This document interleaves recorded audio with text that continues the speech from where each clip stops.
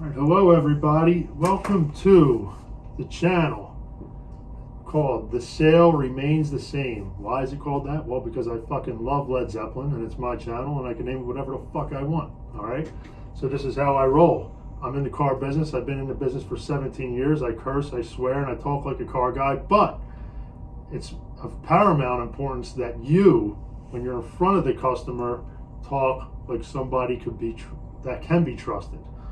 And you use labeling. And now, obviously, the question is, why would you listen to me? Well, I'll tell you why. Because I've trained all over the Northeast, all over the Southeast, and I've made numerous finance managers way more successfully than they would have been had they never met me. When I was a finance manager, and I've made a lot of enemies with ownership because I'm very cocky, very arrogant, and I know what I'm doing. But I never cheated and I never sold anything by stealing from the front or any of that weak pussy shit, because that's exactly what it is. I sell off of merit and I sell off of strength. So that's the number one lesson I can tell you, is never steal to make the sale. Gain the confidence and gain the strength to sell off of the merit alone. So this way you don't get called into an office and say, why did you steal from somebody's front end profit? It is stealing. And that's just the way it is. Now, also on this channel, you can purchase this book called 76 Cash Making Deal Saving Closes, okay? These videos will also substitute for that. You could just sit here and watch my videos one time. You could watch them 20 times. I encourage you to get the book. All the proceeds go to charity. It's called the Middle Class Scholarship Fund. Why would I do that? Well, because if you're poor, well, then the government takes care of you. And if you're rich, well, then fuck you. You're already rich, all right? But if you're middle class, like most of us, well, you need help. And I want to give it to you. And that's what that charity's based off of. So, if anybody that's not offended yet, before I get into what I believe the best way to sell finance products, number one, the first thing you got to do is look at this office, okay? There is a finance manager working in here currently, and look at it.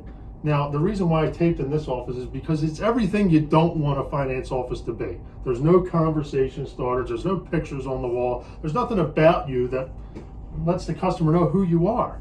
I mean, show a little bit of personality, show a bit about yourself, what you like, sports teams, hobbies, rock and roll, whatever it is that you're into, and then get the customer to actually like you. I mean, this isn't, okay?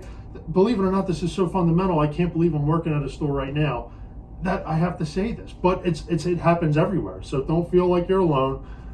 Just do it. Just get the stuff done so that people want to talk to you. Secondly, don't let people wait outside your office. I mean, if you guys know you have a delivery coming in, the more the customer waits outside your office to get in here, the less likely they're going to even want to listen to you.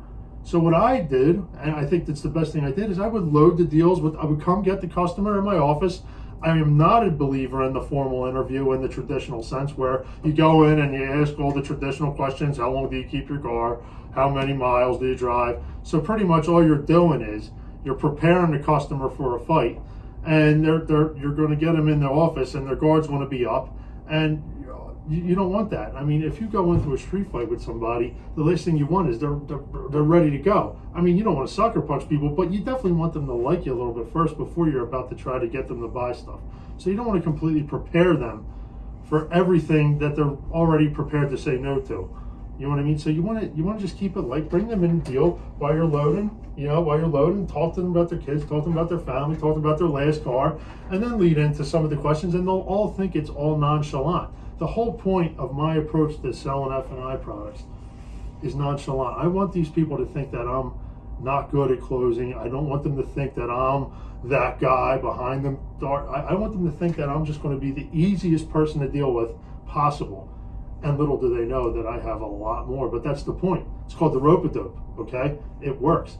So bring people in their office, get them to know you. So this way you feel like you have like 10, 15 minutes to know their religion, so to say, to know who they are and why they do things the way they do them. So this way you gain insight into why they do them. Okay, so these are fundamental things that I feel I have to go over. So, and lastly on this video, and there'll be more to come, and I'll get into the menu selling. And this is so paramount to what I'm saying. 100% menu 100% of the time.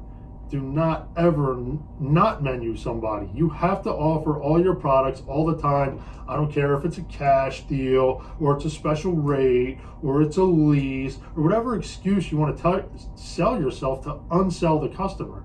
I mean, so many times I see in the dealership, the finance manager was already mentally defeated. That's ridiculous. It's ridiculous that so many finance professionals do not take every shot at every customer. I mean, I know, I get the mentality, and I know sometimes cash buyers are harder than others. But guess what they have? Cash, okay? And it's your job to get it out of them. And it's your job to get them to see value in this stuff, because how many times do you know somebody comes back and guess what? It's not covered under warranty. Oh, they lost their extra key. Oh, they lost this. Oh, their tire's flat and they didn't buy it. This is a service to a customer, and you have to believe that. And you have to sell off of this strength that a VSC, gap insurance, the bigger products, customers deserve these products. They do. They absolutely do. Even if they think they don't want them or they don't need them, they definitely do. And most of my closes are based off of that. For the customers that don't think they need them, don't never use them, and all other excuses. The only customers that don't need them are the customer that does buy a car, pays cash, and really only keeps it for 3 years, okay? That's it.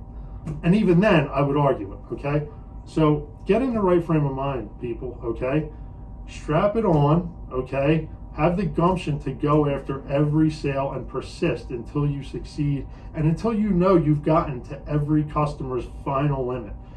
Just to give you further information about myself, when I was in finance full time, I closed over 80 to 90% VSC penetration. And the VSC is the crux of my menu presentation. That's it. So I'm going to keep this one brief. I'm going to keep this one short. I look forward to seeing you on the next video, wherein I will go over how to set up your menu and how to present the menu once you set it up, okay? And just a clue, every contract has a vehicle service agreement on it. There is no other choice. You don't get gap without the VSC. You don't get tire and wheel just because it's only $7 a month and you can sell it easily. That's selling off of pigeon balls, okay? No finance manager trained under me sells with pigeon balls. You sell with the VSC first, then you get the other contracts. All right, look forward to seeing you on the next video. Hope you're ready to learn.